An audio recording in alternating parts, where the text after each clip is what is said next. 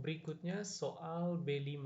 Gambar di bawah memperlihatkan sebuah rangkaian RLC dengan amplitude tegangan sumber 50 volt dan frekuensi tegangan sumber 40 Hz. Tentukanlah Z, V, dan I rangkaian. Kemudian B, nilai kapasitansi ketika daya disipasinya maksimum. Oke. Untuk yang A, adik-adik sebelum menghitung Z, adik-adik butuh informasi reaktansi dari kapasitor dan induktor. Jadi sebelum itu kita hitung dulu reaktansi dari kapasitor, dan dia diberikan oleh 1/omega C, 1/omega C. Kemudian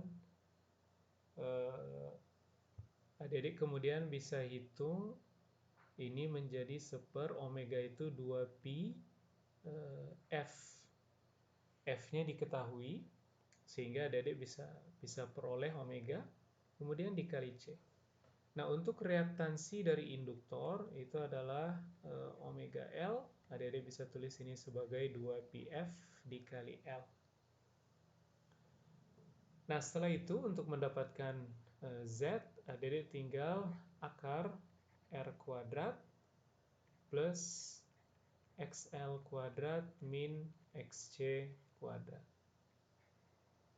Nah, dari sini adik-adik peroleh Z. Bagaimana dengan V? V adik-adik bisa peroleh dari arkus tangen XL min XC per R. Nah, berikutnya arus pada rangkaian. I pada rangkaian itu sama dengan, kita bisa tulis dia pakai format I maksimum dikali cos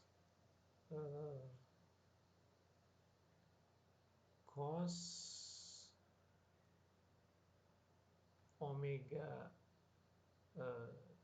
T kemudian min sebuah fasa misalkan. Nah, fase ini adik-adik sudah hitung sebenarnya dari formula yang ini. Itu kira-kira. Nah, sementara IM-nya sendiri, I maksimum ini, adik-adik bisa peroleh dari nilai tegangan maksimum dibagi dengan impedansi dari rangkaian. Sehingga dari sini adik-adik peroleh arus yang mengalir pada rangkaian. Nah, berikutnya bagian B.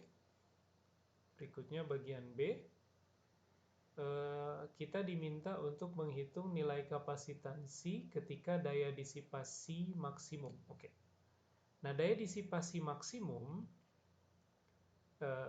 disipasi berarti dibuang ke lingkungan, dan agen yang melakukan itu adalah resistor, maka kita hitung daya termal yang didisipasi secara maksimal oleh resistor, dan itu adik-adik bisa hitung melalui setengah I maksimum kuadrat dikali R.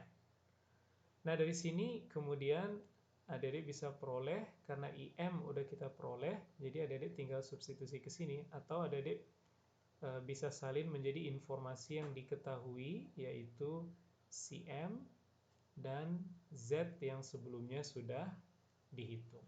Nah, dari sini adik-adik dapat daya maksimum. Kemudian kita ingin hitung kapasitansi ketika ini tercapai. Nah, kapan ini tercapai? Ingat adik-adik, Z itu menjadi minimum ketika kondisi resonansi tercapai. Oke? Jadi, bila kondisi resonansi tercapai, maka amplitudo arus di dalam rangkaian itu akan meningkat. Sehingga kita bisa bilang bahwa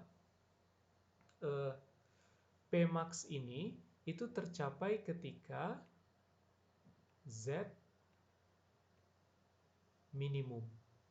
Nah, kapan Z minimum? Z minimum tercapai bila kondisi resonansi tercapai. Nah, sehingga saya bisa tulis kondisi resonansi ini tercapai ketika